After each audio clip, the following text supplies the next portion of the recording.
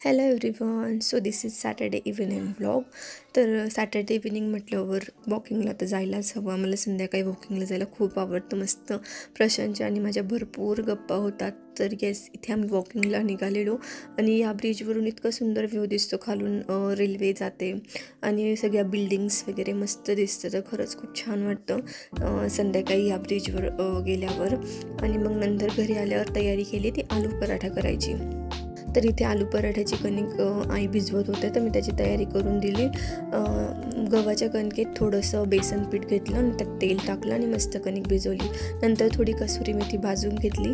बटाटा शिजवला होता तर तो किसून घेतला आणि त्यात आपले सर्व मसाले टाकले, जसे की लसूण आणि मिरचीची पेस्ट, आमचूर पावडर, धने पावडर, जिरा पावडर, चाट मसाला आणि थोडंसं मी वरून आलं किसलं चवीसाठी.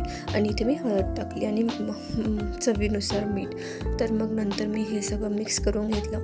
बरेच दिवस झाले आलू पराठा करायचा होता तर होतच नव्हता. म्हटलं आज करूयात. आणि इथे मी आपली भाजून घेतलेली कसुरी मेथी मस्तपैकी टाकली. भाजल्यावर कसुरी मेथीचा फ्लेवर थोडा एनहान्स होतो आणि ती छान मस्तपैकी क्रशही होते, म्हणून मी भाजून घेतलेली.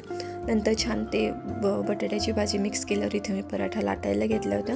आज माझा एकही पराठा फाटला नाही किंवा चिकटला नाही. सगळे पराठे खूप मस्त झाले होते आणि खूपच यम्मी झाले होते. आणि touch wood for that. Yes, so I was so happy. आलू पराठाचा प्लॅन सक्सेसफुल झाला. तुम्ही बघू शकता माझे पराठे किती छान फुगले होते. तर yes, successful menu of the week. Yes, तर इथे माझे आलू पराठेच तयार होते. तर वेळ होता तर प्रशांत बोलले की सॅटर्डे आहे, हनुमानच्या मंदिरात जाऊया. तर इथे आम्ही मंदिरात गेलो आणि मग नंतर येस, इथे आम्ही घरी जायला निघालो. तर this is how it was. Thank you. Bye.